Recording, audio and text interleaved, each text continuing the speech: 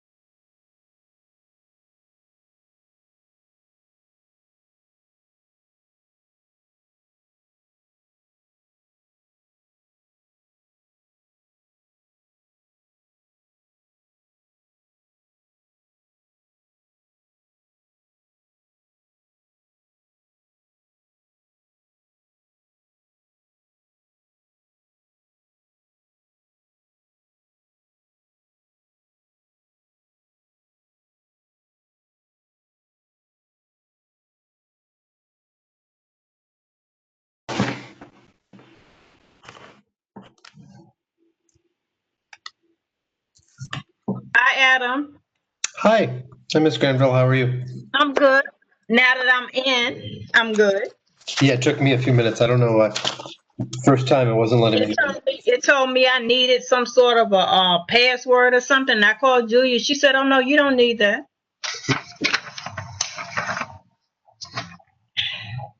In my defense, the meeting didn't start until 6:06 as I was trying to prepare dinner, which didn't work, but okay. Julia, do you have birds? I do, and they are just being a nuisance. So I'm going to be muted as much as possible. Yay!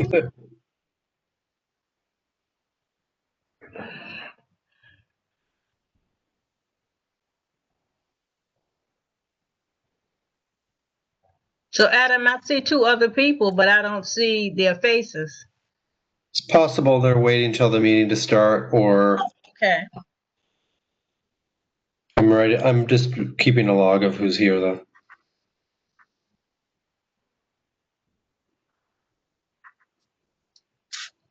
The meeting is gonna, if everyone can hear me, or the meeting was gonna start at 6:15, so. Uh-huh.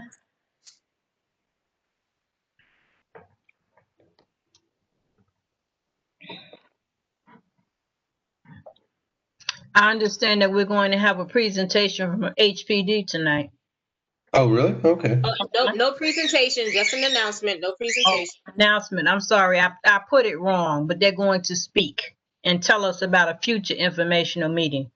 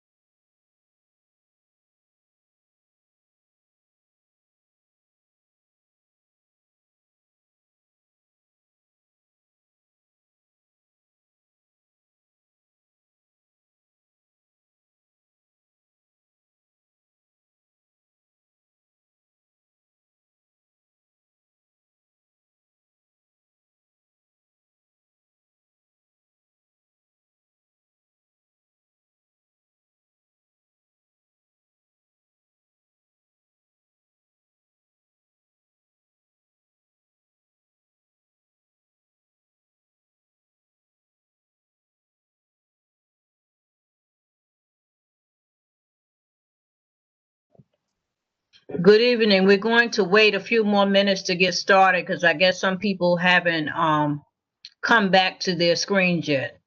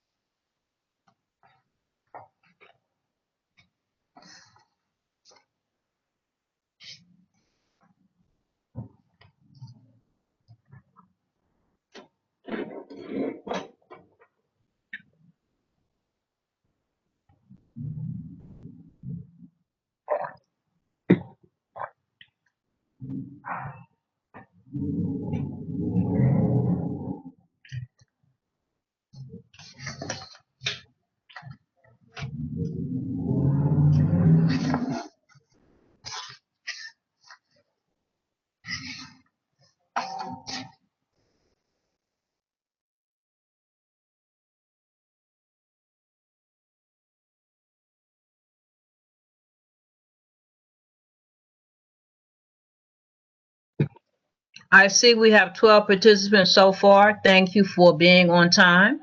This is Ms. Granville, the chairperson of the Housing Advocacy Committee.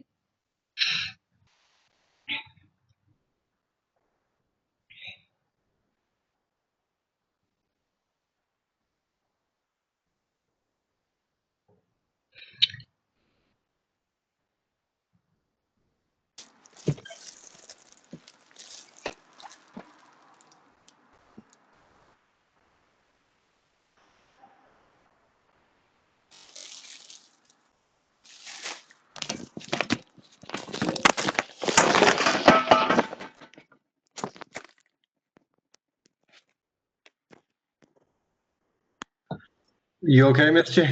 Yep. Like, yeah, you guys see what happened. Yeah, we were all Instead concerned. of using my laptop, I use my iPad, and like, sorry, you guys happened. So sorry. Think you know what? I'm coming. I'm gonna switch off the car.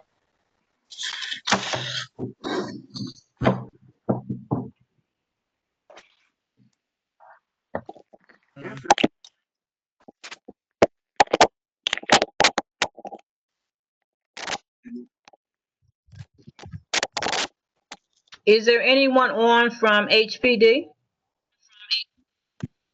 Yes, hi, this is Catherine Taveras from HPD, and I'm joined here by Addison Botters as well. Okay, nice to have you. I understand that you all have an announcement for us. Yes, and I'm sorry I have no visual. I'm at the office and I do not have a camera, but it's lovely to see you all. Yes. So first, thank you for letting us have a few minutes of your meeting for this announcement. We wanted to let you all know that the interactive website for Bergen and Dean is now live.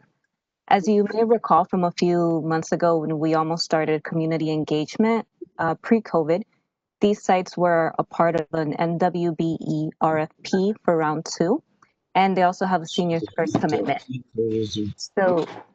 So we invite you to log on to the website to learn a little bit more about that, the sites and the RFP process itself. I will drop the link in the chat. We don't want to take up too much of your time since we're not on the agenda. So I invite everyone to visit that link. And then we also invite you to a kickoff meeting we'll be hosting next week where we'll talk about all of that information I just mentioned, plus our strategies for community engagement. And we'll end with a question and answering period. So even though we can't take your questions now, please do RSVP and let us know what you would want to hear more about. I'll drop a couple more links and a phone number where you can. Sorry, I'm hearing some. Excuse me. If you're not the speaker, can you please keep your computer on mute? Thank you. Thank you for that. So I'm dropping in an email address where you can feel free to email us any questions or feedback you have, and a phone number where you can leave us a message or text us any questions or feedback you have. And then just last thing, 2 more links. We would love for you all to RSVP to the kickoff meeting next week. And if you want to sign up for updates and stay really up to date on everything, feel free to use the second link to do just that.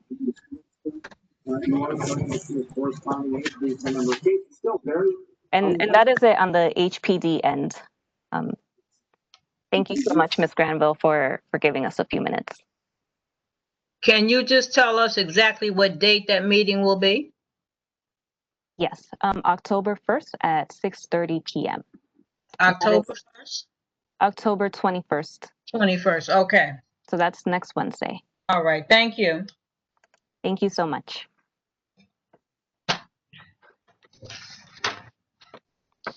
But we will drop off your meeting and let you resume. Okay, thank you so much for taking the time to give us that information. Yes, thank you, and we hope to see you there next week. Bye. Now, committee members, you'll have to forgive me that I did not do an agenda ahead of time. But one of the things I would like to discuss for us, we have pretty much found through the executive committee that we don't have to meet every single month. So we will probably meet again in November. And if there is not a need to meet in December, we probably won't. But you guys can let me know if you think a meeting every single month is necessary. I don't think that it will be. We're going to talk about what we would like to do during this coming year. We had, before the pandemic, talked about doing a workshop because we had one the year before, but it didn't quite gel because of everything that was going on with the pandemic. So if you think that it would be useful for us to organize a workshop, we can work on that.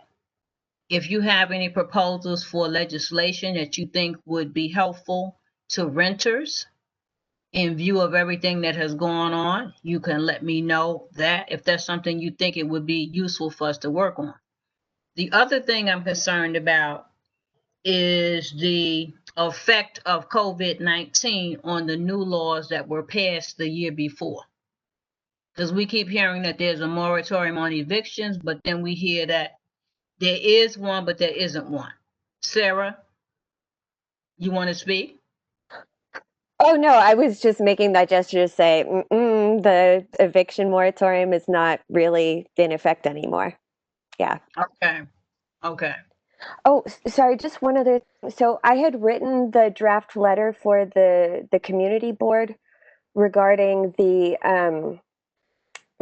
tax lien sales that Ms. Tyus had asked me to write. And so I have a draft. It's just in a Google Doc form. Okay. And I don't know if that's something that our committee would have time to discuss this evening. I mean, I could even just read what I have or, share the link so that people can edit it, add notes or comments to it. Is that something that could fit into this meeting or? I think you can read it and then you could send it out and everybody could look at it and make their comments. If they have any comments to make right away, they could do that. Thank you so much for preparing that draft. Yeah, sure. So you can read it. Okay. Oh, did you want me to do that now? Yes, please. Okay. Yeah, so it's a Google Doc form. So anybody who wants to help edit it is, of course, welcome to do so. You're able to do that inside of the document itself. So I'm just getting the link so I can share it. Okay. Copy link. And I'm putting the link in the chat. Okay. Okay. Let's see. I don't think anybody here is just on the phone. Okay. But I don't know if everybody here at the meeting is aware of the tax lien sale. Oh, hi, Ms. Tyeth. So the tax lien sale is something that usually happens every year for properties that are either have property tax arrears or they have unpaid water bills, or it could be because of unpaid charges or fines related to HPD violations or the what is it, alternative enforcement program. Mm-hmm. And people have talked about asking the city to continue to postpone this tax lien sale because there's a fear that it could lead to people losing their homes through foreclosure because of the crisis. So in any case, the document is there and I can read it aloud.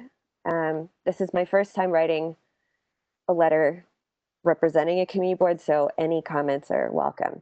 So dear whoever this is going to, we, the members of Brooklyn Community Board 8, are writing to you regarding the city's tax lien sales, TLS, which have been delayed this year by the governor's executive order, but are scheduled to resume November 3rd. We are concerned about the effect that resuming TLS will have on our community, which has been severely affected not only by the COVID-19 health crisis, but also by the resultant economic crisis. Resuming TLS under normal conditions will exacerbate the destabilizing effects of these twin crises on the homes of both homeowners and tenants. And for this reason, we urge the City Council to take swift action. First, tax lien sales for Class 1 residential buildings, 1 to 3 units, on the current TLS list, especially if owner occupied, should be suspended until the end of the COVID-19 related state of emergency. Second, this is more of a question. Some people are saying that they think this City Council should not reauthorize this law at all. It expires at the end of the year. I don't know what the community board would want to do. Okay. But it's just in there as a question. And then third, we also urge the council to embrace alternative long-term solutions for delinquent or distressed properties, namely community land trust. Okay. Community District 8 has 204 properties on the TLS list. Out of the 204, 92 are Class 1 residential buildings, 1 to 3 units, 52 of which are on the list solely because of water debt. While the percentage of TLS that lead to an eventual foreclosure has historically been low, it's actually like around 1.5%, in part because of the city programs in place to aid homeowners in distress and the various exemptions available. We believe that a percentage of the TLS sales that lead to foreclosures would likely go up as a result of the current crisis. We must also take into consideration that these same properties are already at increased risk of deed theft and harassment by unscrupulous actors, and seniors who might otherwise be exempt from the tax liens or DEP liens may nonetheless end up fighting off displacement. Proceeding with these sales at this time would be unconscionable. We do understand that the city is going through a budget crisis, receiving far less from the state and federal governments than needed, and the revenue brought in by property taxes will be especially important. The city's own report on TLS from 2016 explains that the purpose of TLS is not selling liens, but rather incentivizing property owners to pay their taxes on time and ensuring that all taxpayers pay their fair share for municipal services. And we appreciate the fact that voluntary compliance with property tax law has increased since the law's passage. The policy does not, however, address the unintended consequences regarding deed theft, nor the exceptional economic and health-related circumstances in which the city finds itself today. If TLS must resume, and if the council chooses to reauthorize the law before it sunsets, we urge the council to take into consideration the type of property, as well as the type of lien on the property. As a point of comparison, multifamily apartment buildings represent 82 of the 204 buildings in our district on the TLS list. And of those 82, only 25 are there only for water debt. The larger buildings, more likely to be investment properties, may be on the list for a combination of water debt, property tax arrears, and charges related to HPD, emergency repairs, or the alternative enforcement program. Those HPD-related liens would necessarily predate the COVID-19 crisis, and the TLS policy's intervention may be necessary to ensure that the property owner fulfills their legal responsibility to maintain safe conditions for their tenants. Beyond the immediate question of the current TLS list and imminent expiration of the executive order, we believe the council should work now on implementing the aforementioned alternative long-term solutions for delinquent or distressed properties.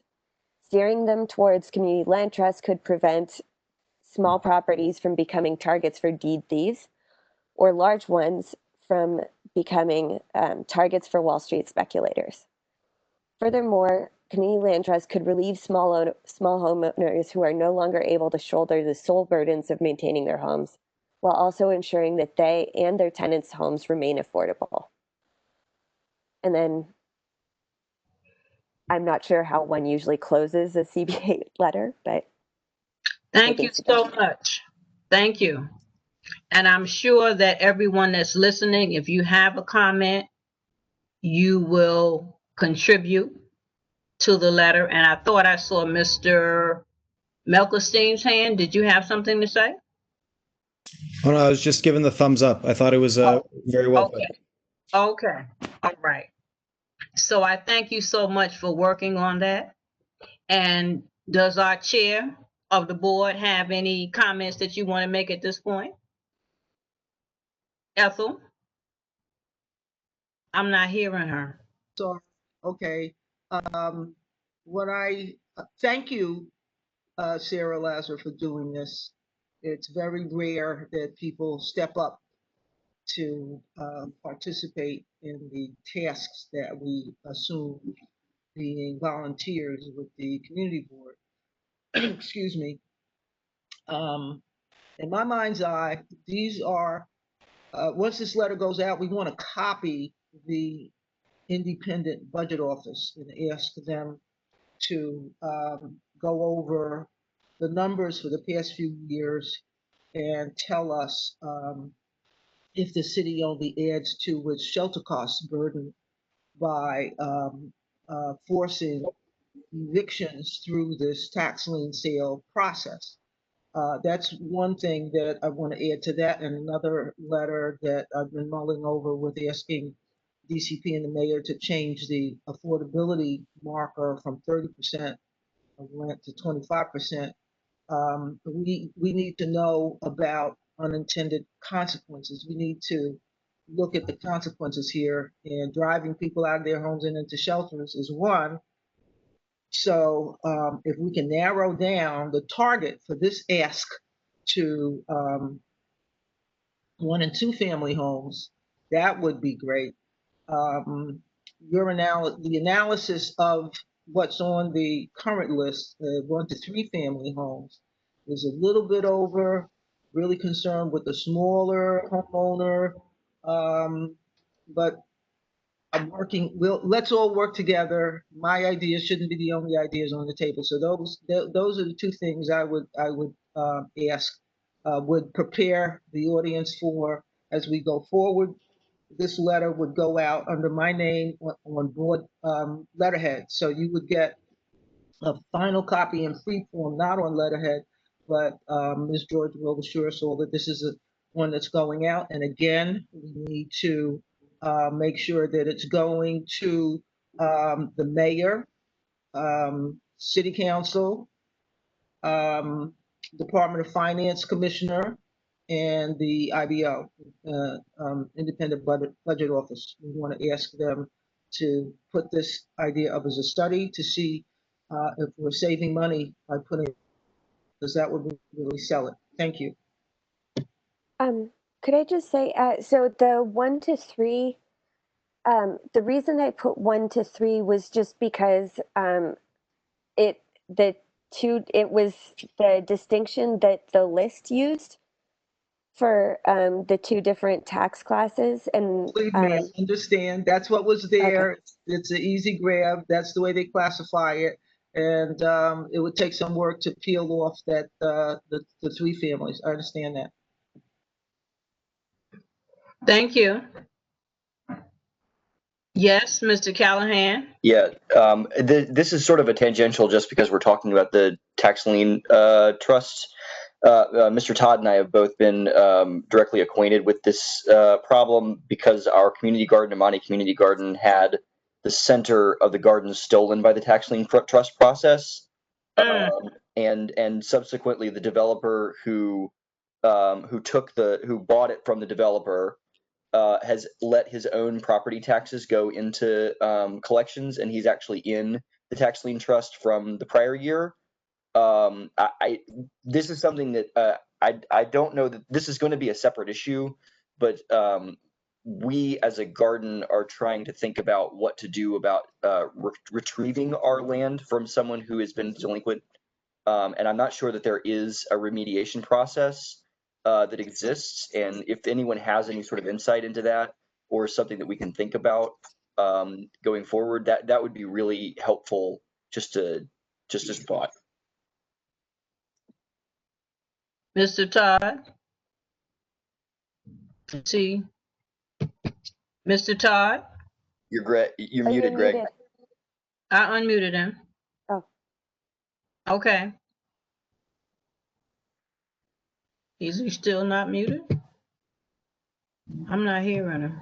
Mrs. Todd, I'm not sure that your headphones are working properly. The microphone in your headphones are working properly.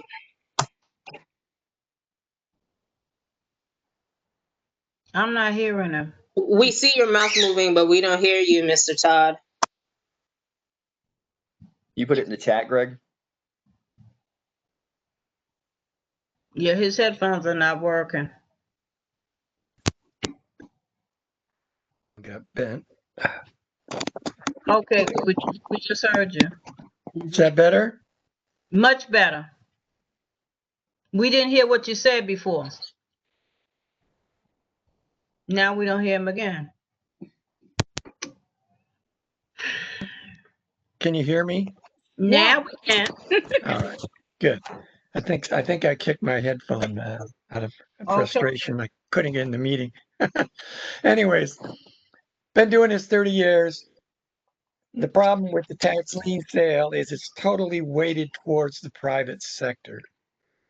Prior to the tax lien sale being implemented under Giuliani, we have what we call in rem proceedings whereby the city took directly into their own portfolio delinquent properties, which gave them control over said properties and could dispose of them at their leisure, as opposed to the leisure of a bunch of rich guys in Greenwich, Connecticut, which is where the tax lien fund is based, from my knowledge.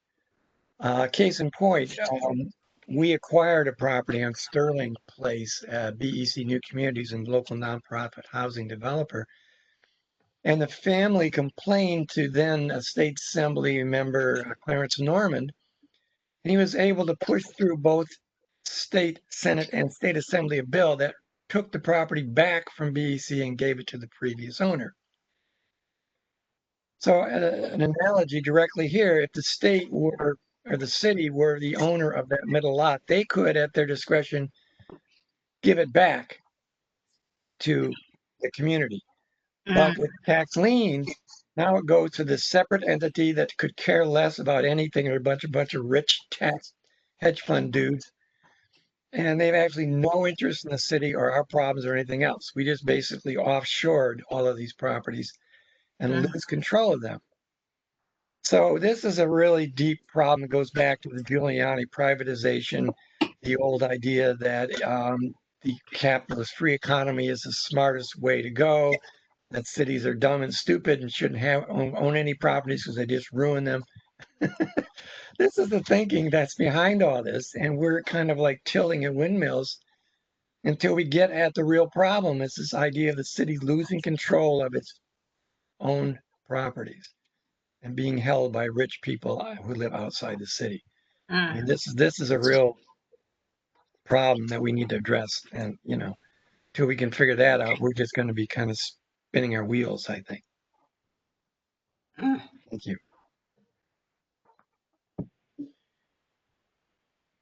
Thanks for giving us the history and the so-called logic behind what they're doing now. Yes, Princess. Okay. I'm hearing about three family. Okay, I know I'm hearing the difference between landlord and homeowner. I'm a homeowner. I'm also a homeowner, and I'm also own three families apartment, three apartment. But when they did the moratorium on not paying rent, what people not saying that people with 2 and 3 families home were caught up in that too. Their tenant did not pay the rent. Like I am one of those landlords that my tenants are not paying. So when people are calling for moratorium, it affects us too with these same 2 and 3 family homes we are speaking about now. It did affect us and it still is affecting us. Because in my building, I haven't received any rent from my tenants for months now, but I still have to pay my mortgage. It's getting cold. I still have to give them light. I still have to give them water. So I can be one of those people where I owe taxes and I owe a multitude of things. And not because I don't want to pay, because my tenants are not paying. And those are things I think need to be addressed. Because we are lumped into with all these multi-apartments landlords, and we are not. And I lived in this community, as everybody knows.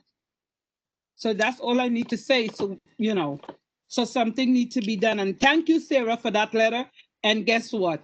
If there's one thing I would join and get on board to help you do is that, because I know it's affecting me as a homeowner. Okay. Okay. I was wondering, is it all right if I go ahead? Or, Yes, ma'am. so I was contemplating whether or not in the letter to bring up the state bills that have to do with what Ms. Ben James was just talking about, the Zellner Myri's eviction moratorium bill and Julia Salazar's cancel rent bill, because those are things that would actually change the dynamics, because the two of them together would actually, like, the eviction moratorium bill is also a foreclosure moratorium bill. It's just not getting called that.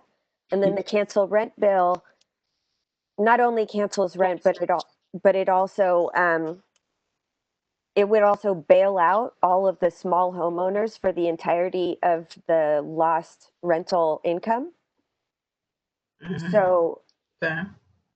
it's the kind of thing that would completely change the it would change the economic situation of any homeowner, of any like small homeowner, like 1 to 3 unit or even 1 to 6 unit probably. But it seemed like it didn't make sense in this particular letter to get into the possibilities of state legislature or state legislation. So, but I don't know if it made sense to bring it up at that point. Ethel, would it make sense to have two separate letters, one for that purpose and then the other one that she had originally worked on? If I may, I would recommend one letter addressed to both decision makers, both the state and the city, because there's a shared expense there. Okay. Yeah, the state has some authority over the levy of property taxes in the city. Again, one of the things I hope we see with this is a close look at the trade-offs. Where the losses and the gains, as Princess was saying. Someone is going to be hurt in the process if it's not well thought out and carefully executed. So that's one thing that we need to look at. As far as Amani Garden and other similar community gardens, there's the Brooklyn Queens Land Trust, which I think you gardeners are probably familiar with. Nod your head if you are. Okay, so they could be a champion in some instances. Then there's the local initiative support corporations with the aid of the New York lawyers in the public interest that I'm sure we could help us set up some sort of arbitration forum to deal with the lien certificate holders. Try to swoop in and get the deed to the property for the little bit of back taxes that's owed. That's been one of the problems with this process. So these are tactics that we can look at as a group and reach out to these champions, if I may call them that, to LISC and New York lawyers in the public interest to help us set up some sort of arbitration with lien holders from past sales, and also work with the current legislature to reformat. I've got 2 iterations open. Thank you.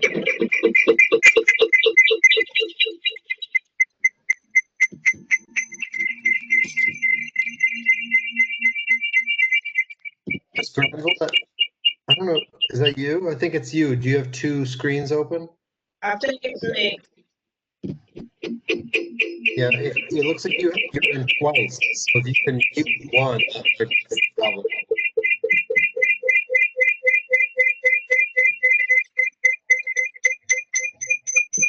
You logged in twice? I think so.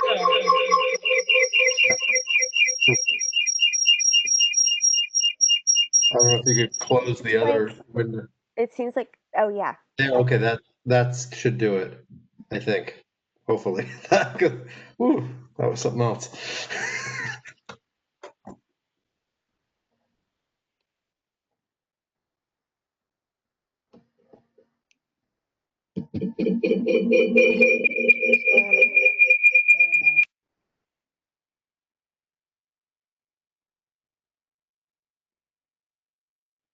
I mean, in any case, I just thank you everyone for, you know, hearing out the letter. And again, it's a Google Doc, so if you have ideas, edits, etc., it's there, and I welcome everyone to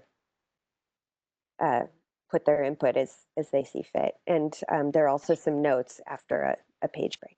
So, thank you.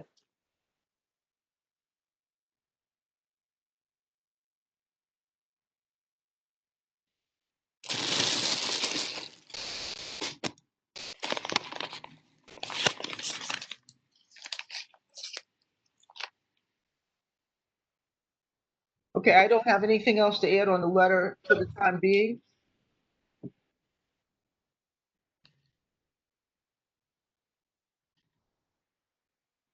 Oh, Ms. Granville, we don't hear you. Johnny, you're muted.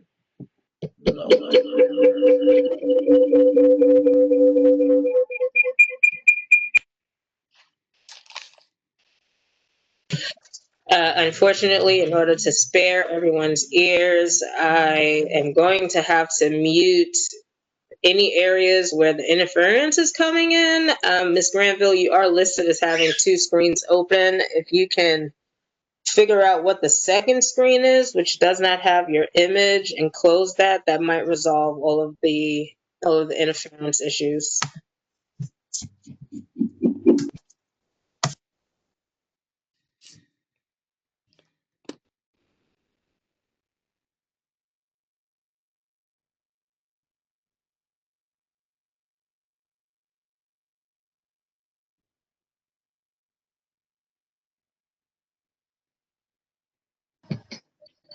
Is this better? No, it's worse. You need to log off and log back on.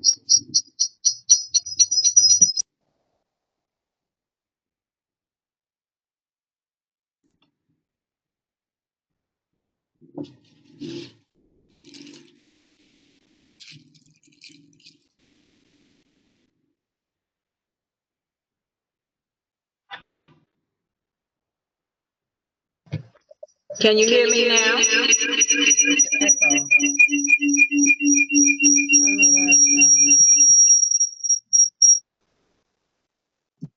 Ms. Granville, if I can just make a suggestion of a minor inconvenience for you, if you could just leave the room and then come back in, maybe that would resolve it entirely.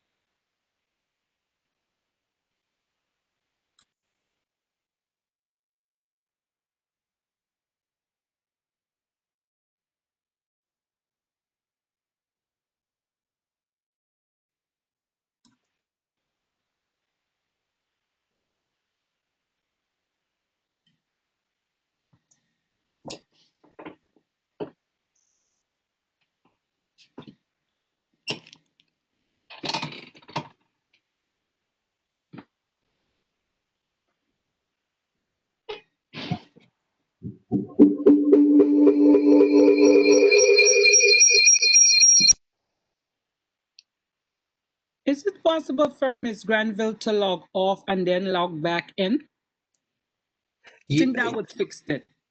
Yeah, I mean, the problem is, Ms. Granville, is that you have two screens open. So until that's fixed, it's just going to keep happening. Oh wait, one closed. Okay, you should be all right. Unmute yourself. I think you should be okay. Is this better? Yes. Okay, I'm glad. Sorry about that.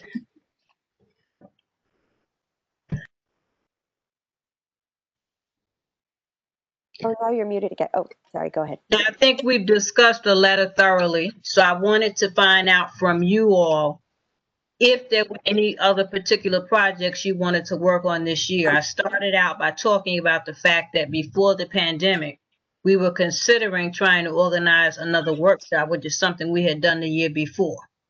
So I want to hear what it is that you would like for the committee to work on during this coming year.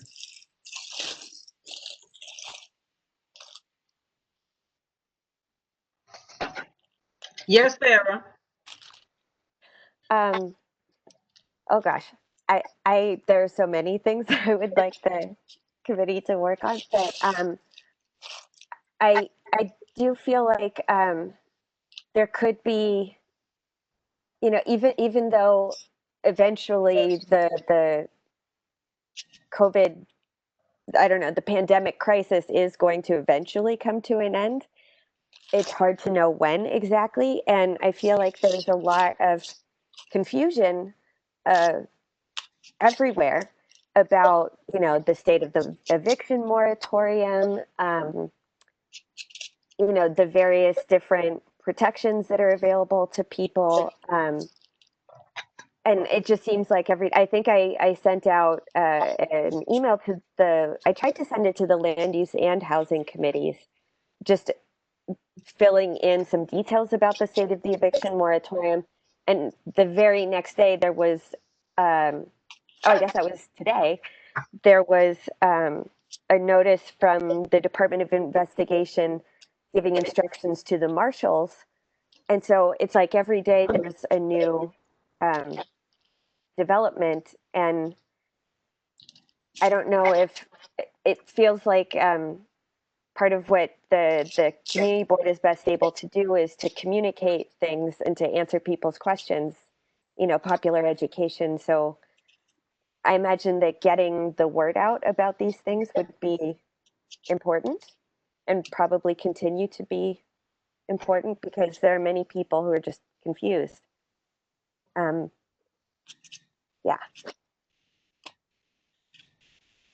And additionally, so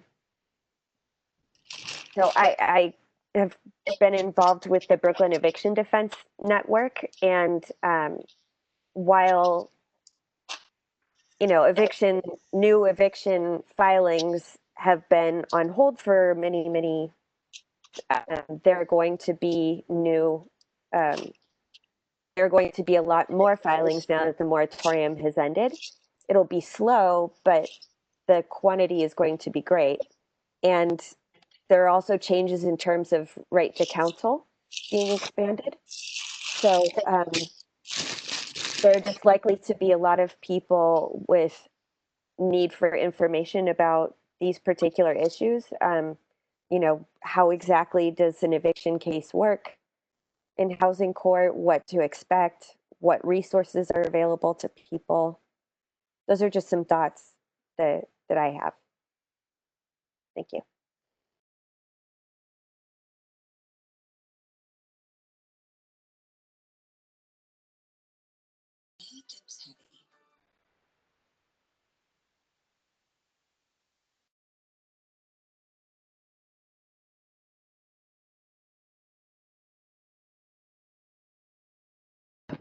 I thought I saw Greg's hand.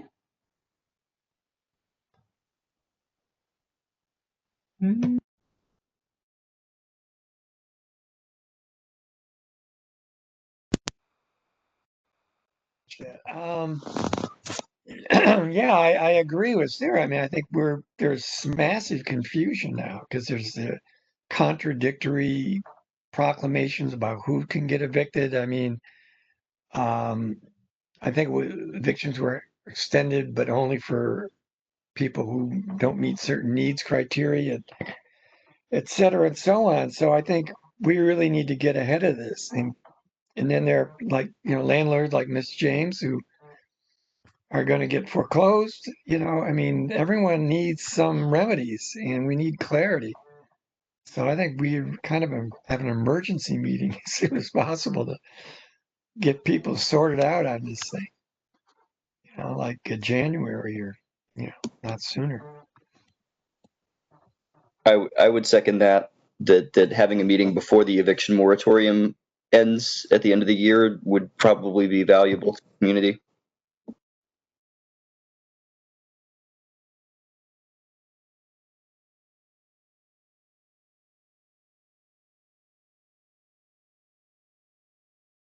Princess, I saw you with your hand up.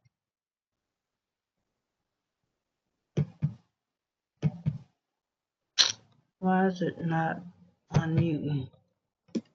You're muted. Is Ben James, you're still muted?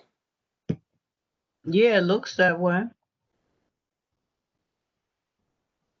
I don't know why she wasn't muted before. Okay. Yes. And one of the things that need to be addressed, because they're saying, oh, moratorium are not paying rent. And people who can afford to pay the rent are not paying their rent. Because I know people who work for transit, people who work for the city, and they are not paying their rent. And I think those are the things need to be addressed. Who are the people who, I can see somebody don't have a job, certain things, but people who can afford to pay the rent are not paying their rent, and they're using this too. So if we are going to address it, it needs to be addressed in depth. Okay. Yes. Okay. Because I know that because my tenants work for transit. And one worked for the city. So I'm speaking from reality. I'm living it right now. Okay.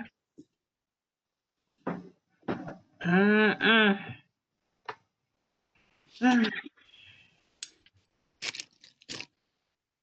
May I make a suggestion?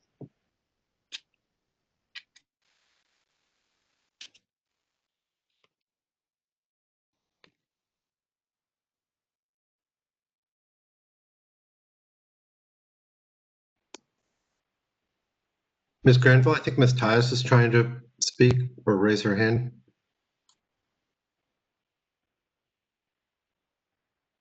Johnny, you're muted. Talk. Okay, Talk. thank you. Follow up on Sarah and Greg and Robert's suggestions to have a meeting before the end of the year on the evictions. I want to also suggest that between now, mid-October, and then we make sure people see the wonderful newsletter that Ms. Neal prepares every month and maybe consider using those email blasts to remind people of what's going on. If Sarah seems to have a direct line into the most critical information about this problem, and if she would make sure that Ms. Neal has that on maybe on a weekly basis, we could consider doing an email blast to update people on what the new status is for the various programs that the city and the state are offering and where they can go to get help. I know the borough president's office has workshops, and there are other neighborhood organizations and community organizations that are offering help. And if Sarah could give that to Ms. Neal, it could go out weekly rather than monthly. That's one thing we could do in between now and a meeting in December. Okay. Thank you for that.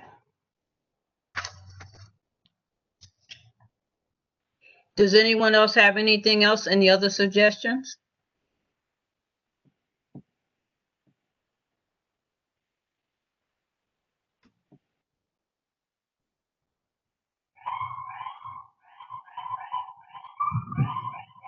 Nobody else has anything else to say? Oh, Greg has his hand raised. Yes, Greg. Is he? Yeah. Greg, we can't hear you. It occurred to me that it might be helpful to do some kind of a very unscientific survey of our members to see how many are experiencing problems with either paying their rent or receiving rent.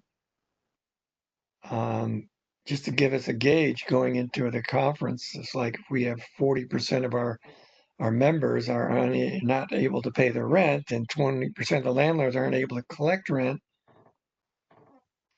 I don't know. It might be an interesting survey. There's Ethel. It might be. Do you mean a survey of the board members? Yeah, or just anyone on our mailing list, which I'm sure goes well beyond the board members. That does, yeah. I mean, it's very unscientific, so it's not going to be represented necessarily, but it would give us at least a sense of how deeply this is, affecting us.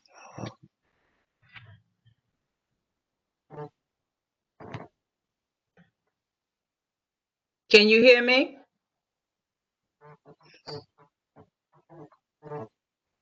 Yes. Can you hear me? Yes. Yes. Okay. I'm listening to you and I'm thinking to myself, I don't know which entity should probably do it, but I'm wondering if this is not a problem that Central Brooklyn is having, period. Not just Community Board 8, but other communities as well. Now, who would be the agency to actually organize some sort of a wider survey? I'm not sure, but it might be very useful to have that information when we're talking to our elected officials so that they don't think, oh, it's just something that one particular community is talking about. It couldn't be. Not with all of these problems we're having with the economy. Who among our elected officials would be a good, I'm trying to think, our state senator, isn't he a former housing? Mary? Maury, he may have been a former housing. I'm not sure what his background was, to tell you the truth, but Sarah's shaking her head yes. Yeah, I mean, he'd be an obvious guy to do a survey like that, and it would cover a big hunk of our constituency. Yes. If he's interested, but.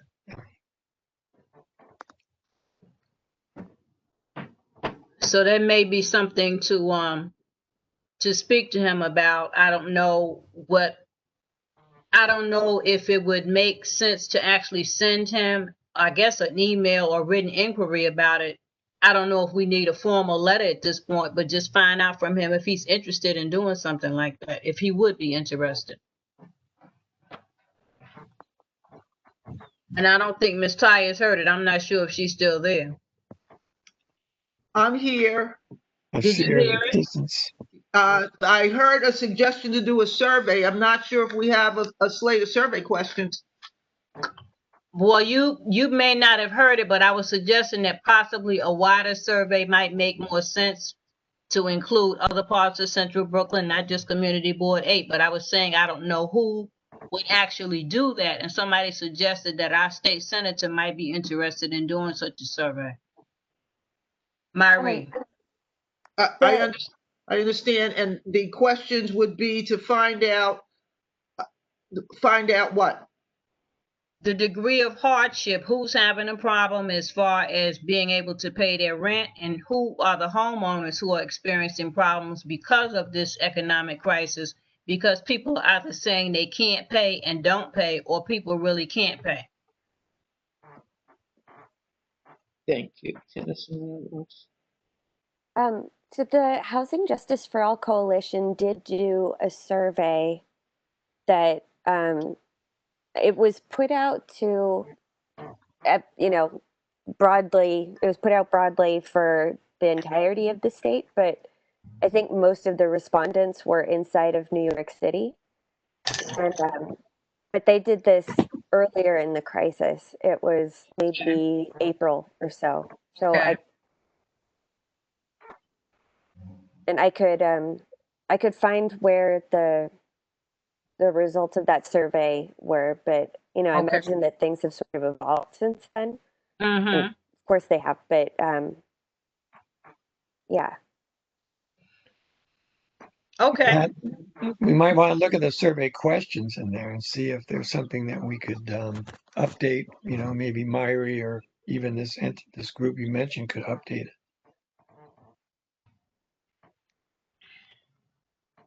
Sounds like a good idea. I have a question. Yes. Sorry. So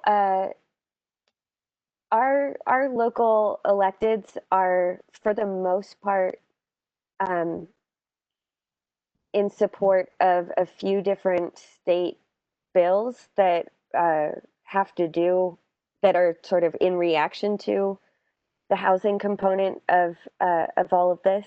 And I was wondering if it makes sense for us to maybe ask them to come to our meeting and maybe explain those bills. I don't know if, I mean, it's not like asking them to come in here and do electioneering exactly. It's just asking them to explain their bills. But is that something that would be appropriate for a community board meeting? I don't see why not. Because I think I remember with the 2019 slate of bills, they did come in and explained what was in the 9 bills, right? Mm-hmm. Yeah. And so now this is a set of 3 bills that definitely Myri, Mosley, Richardson, Kevin Parker, most of the people around here are signed on to them, so maybe they could explain them. Yeah. And similarly, to have somebody from the city or state talk about what exactly the laws are regarding evictions and when they take effect and who is affected, and any mortgage moratoriums, etc. Mm-hmm. There's a lot of misinformation and confusion, I think. I agree. Yes, Ethel. I want to suggest that if we can get the state reps to come in, we can send ahead an invitation to come to the meeting. Make sure they get on their calendar, add them to the Google group, the Google group that we have for these committees. But one of the things we want to ask to follow up on what Ms. Ben James is going through is to ask for a carve out from the eviction moratorium for those tenants who still have their jobs. Mm-hmm. Hmm. Yeah. Those tenants who are still collecting paychecks should not be taking advantage of a moratorium that was designed to support people who have lost their jobs. Mm-hmm. So those tenants who are claiming hardship must be required to show their landlord that they've lost their job. And if they can't show that, landlord should be able to proceed with an eviction. Mm-hmm. Well, Okay. I mean, technically, those are able to go forward now. I mean, the yeah, so technically those are able to go forward now because those people wouldn't, because now you can only block an eviction by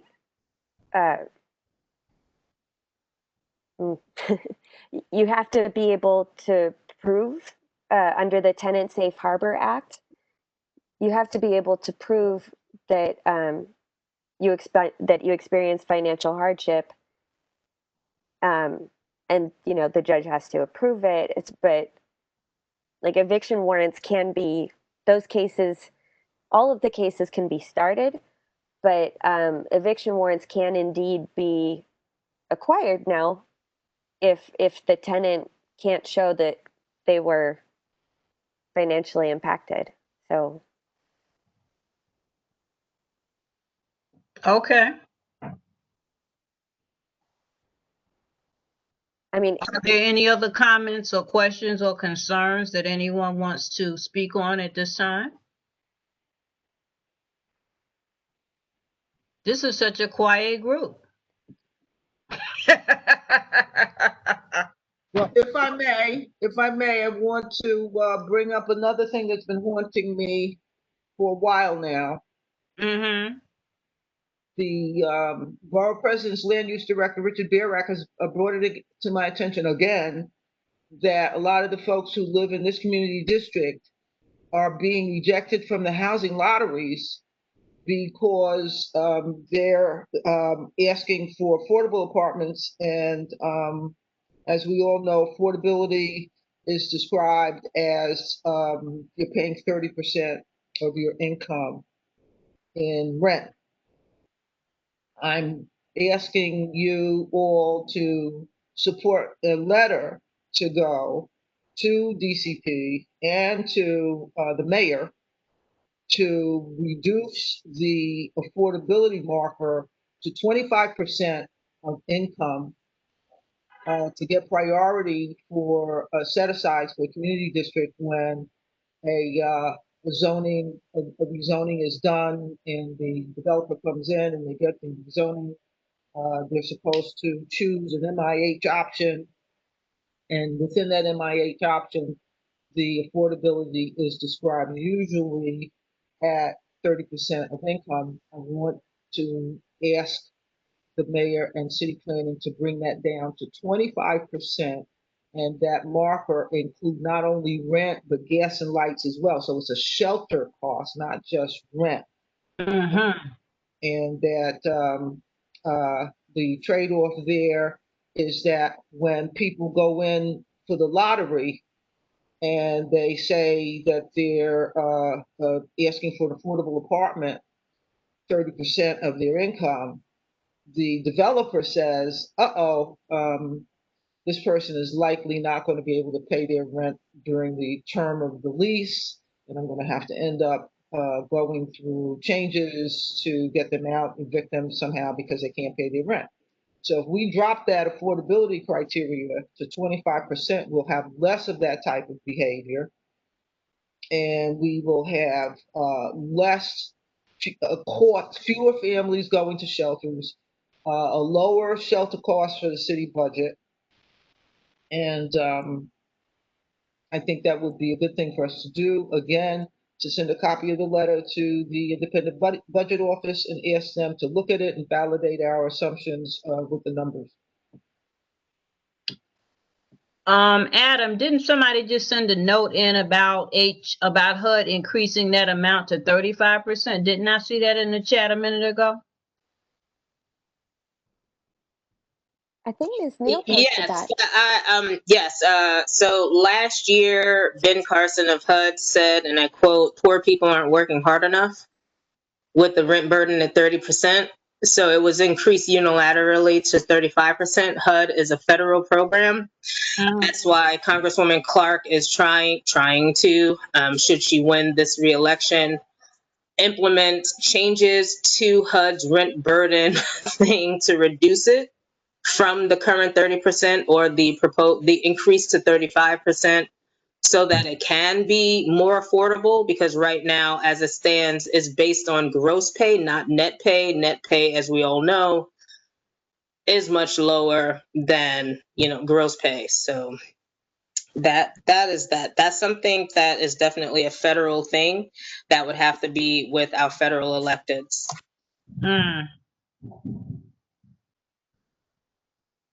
I don't know. Sometimes people are just so totally out of touch. It's just amazing. And we're still looking at AMIs that have nothing to do with the community districts that people live in. So I take the remarks I've just heard to be in support of a letter, because if we don't say anything, they will continue to think that what they're proposing is okay. Yes, a letter is definitely in order. Unfortunately, we have a lot of elected officials whose incomes insulate them from these changes that affect everybody else. So, like you said, if it's not brought to their attention, they will act like they don't even know about it. Okay, thank you very much. I will draft that letter. I'm hoping that one of our attendees is volunteering to take minutes for this meeting. Mr. Sachs is going to be helping me, so we'll both be listening to the recording to take what we can from it. We may not do as thorough a job as you, Ms. Tyus, but we'll definitely try. I have a question. Yes, Sarah. Is so with it has to do with the oh sorry, it has to do with the rent burden percentages. So is the city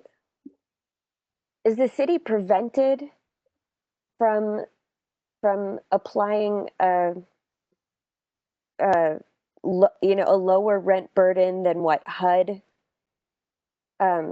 Because HUD, as I understand it, they set the percentage of one's income that you pay towards rent in public housing, or the amount.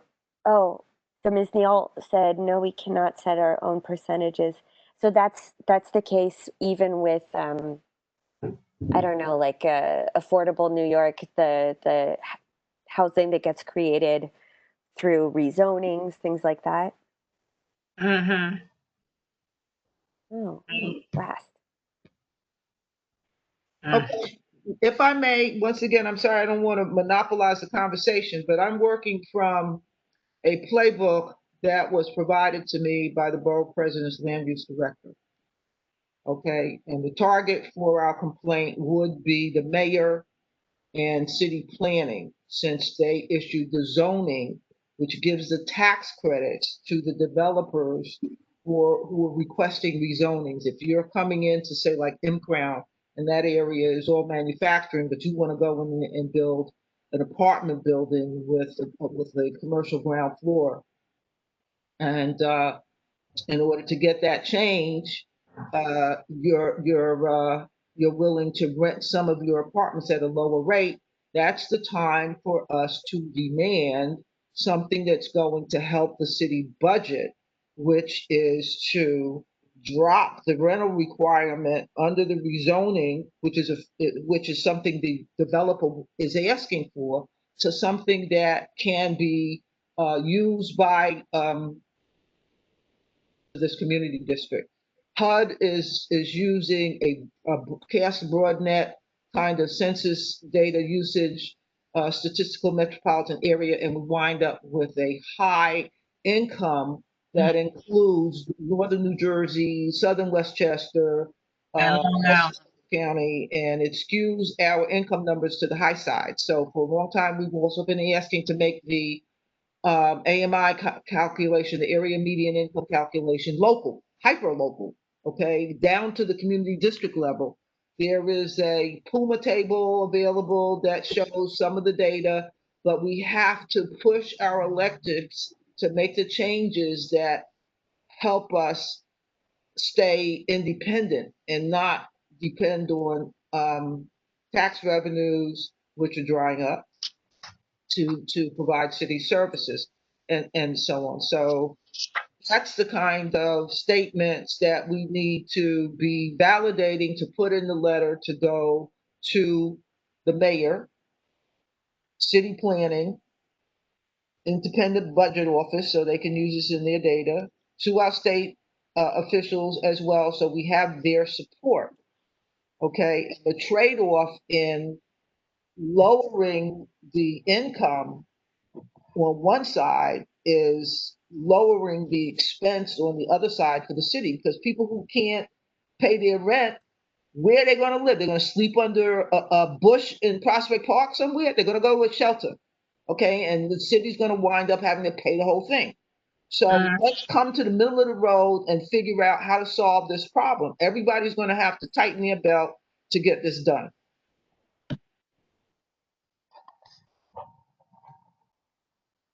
Thank you.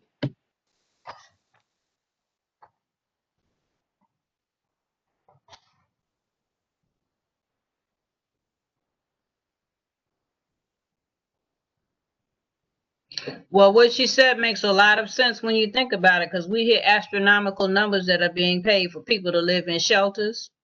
And then on the Upper West Side, people are having a fit because they moved in homeless people and nobody in the neighborhood wanted them there. So now they're taking families, throwing them out, and putting the formerly homeless men that one neighborhood didn't want into another neighborhood.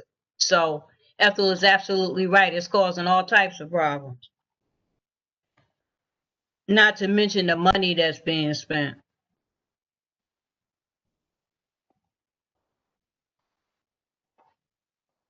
So at this point, is there anything else that we need to talk about? I see some people, but I guess they chose to be quiet. I see circles with names, but I haven't heard any of the other people say anything. So I guess maybe we have talked about everything they wanted to talk about.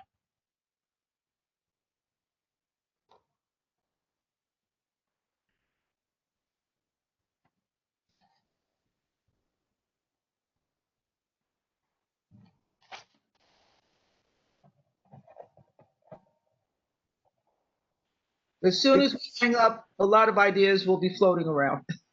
Oh, that's what will happen? Um, so we had talked about with the land use having some land use training for board members and training that would be available to the rest of the public. I'm wondering if there are some kinds of training that, like more specifically related to housing, that would be useful for us.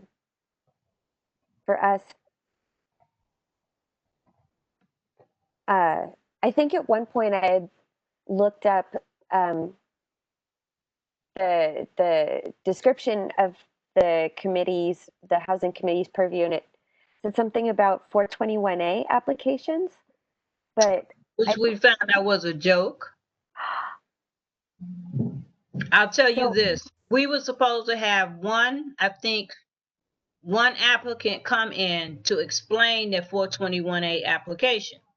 And we found out that none of these people have to come in and tell the community board anything, because HPD blesses their documents, whether they answer questions or whether they answer to the community or not. So it's not an obligation in the process that they even have to come to the board, because HPD just basically signs off on it, and nobody even checks later on to see if they actually did give anything affordable to the neighborhood. 421A is a real problem of a program. That and as in case Ms. Tias, if you didn't know, I actually work for the Independent Budget Office. So I remember you saying that. Yeah, if you ever want our housing person to come in and speak to the board, it's not me, but we have some people who are quite good on housing and can come in and talk to the board. Okay. I'm not sure who's speaking. Mr. Callahan, Robert Callahan. Thank you. Thank you. That's wonderful. So just CC me. Yes. Okay. Yes.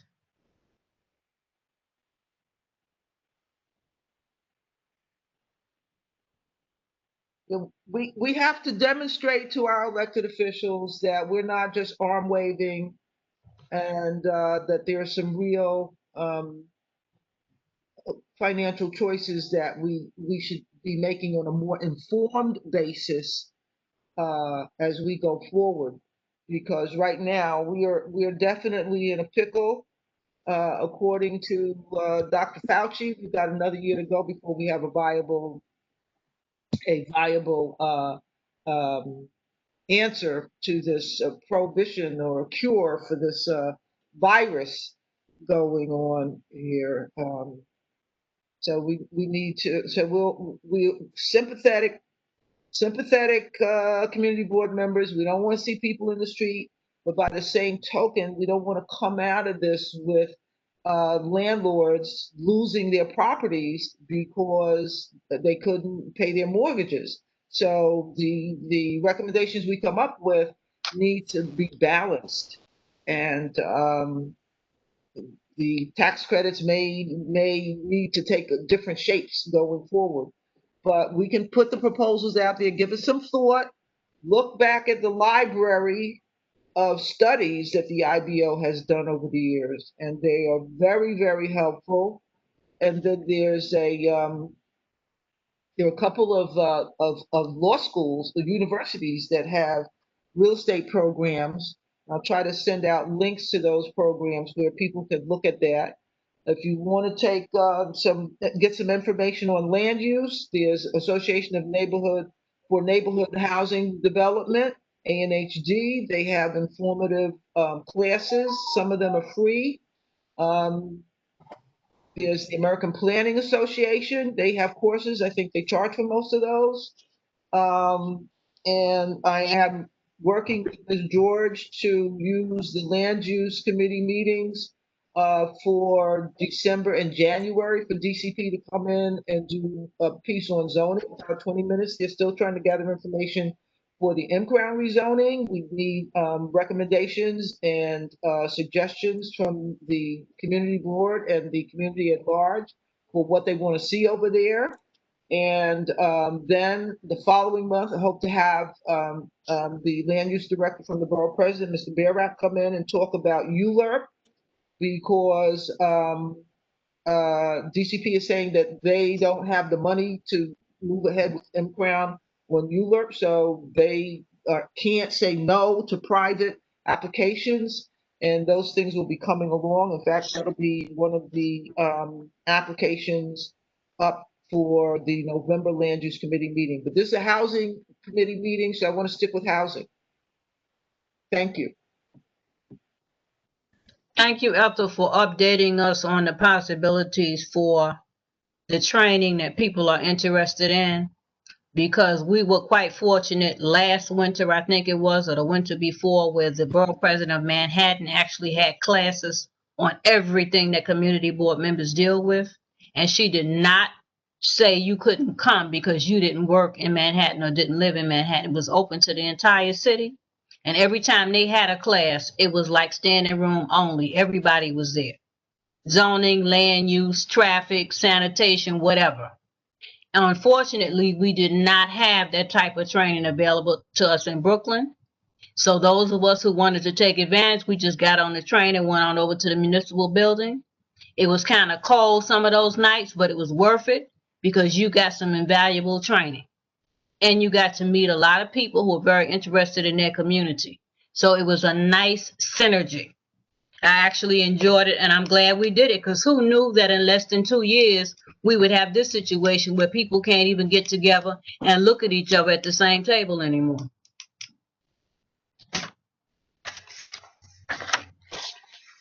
So, oh, and Ethel, I don't know whether you guys ever come to Crown Heights North meetings, but they had a young attorney who came, and she was handling some lawsuits that they involved homeowners who were about to lose their property through the third-party transfer program.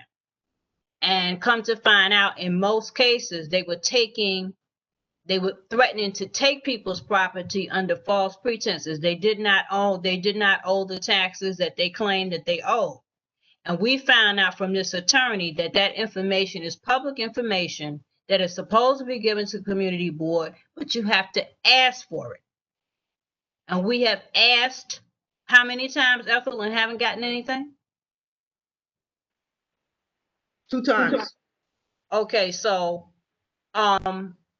I guess we will talk to Miss George because we're trying not to alienate any relationships with the people that we already know.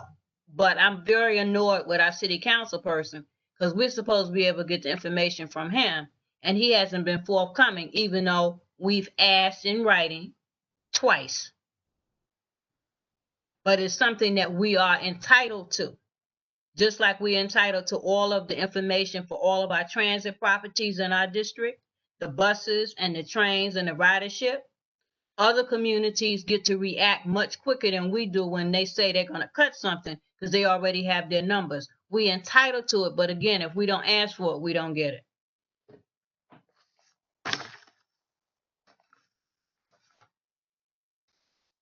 So Ethel, I guess we're going to be doing a whole lot of writing this year. There's no other way. Got to put it on paper. That's true. So before we adjourn for the evening, I just want to remind everybody that early voting starts October 24th, which is a Saturday. I'm reluctant to do the mailing myself because I understand that if you don't sign in all the appropriate places, your ballot can be thrown out, and you wouldn't know that your ballot was thrown out because nobody tells you that. And I know the last time I voted, I did not sign it on the outside like they said I should have. So it's something to think about. So I intend to keep myself well enough so that I can be early in line that day. I think they start at 10. Be there to sign, you know, to stand in line and do my voting. And then that way, when I go to bed at night, my conscience will be clear that I got it done. People should also remember if you mail in ballots that you have to pay for postage. A lot of people, I don't think, realize that. Oh, really? Yeah, it's not postage paid. Oh, that's something else to know. And it needs more than a single forever stamp. I think it needs two. I think the Brooklyn ballot is like 70 cents. So I'm just telling people to use two forever stamps. That's good to know because I never thought about the fact that it would require more than one stamp. And some people don't buy stamps because folks are all into email and stuff, so they don't buy stamps. Yeah, and the primary was postage paid, so a lot of people may just put their ballot in thinking that they don't need to put postage. I think it could be a real problem. Yes, I think so. Well, thank you for letting us know that. And between you and me, I will be on the lookout for some sort of a virtual meeting from Crown Heights North Association because since we can't meet traditionally anymore, and I just want to let you know that Saturday was a very nice event. They made Nostrand Avenue a destination. They had like 10 or 12 bars along Nostrand where you could get a 10% discount if you went in and you patronized them.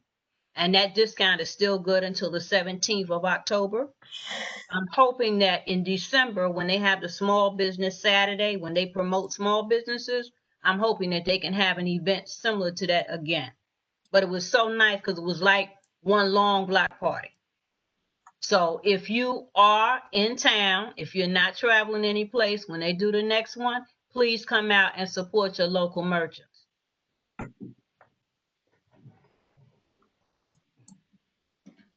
Do I get a motion to adjourn? I'd like to mention that there is a free shredded event coming up, sponsored by Crown Heights North Association. It'll be in front of St. Gregory's Church on the 24th, from 9 o'clock until noon. Okay. Right. The 24th is going to be a very busy day for some of us. Yes. Yes. Okay. All right. Good. I move we adjourn. Second. Second. Thank you, everybody. Good night. All right.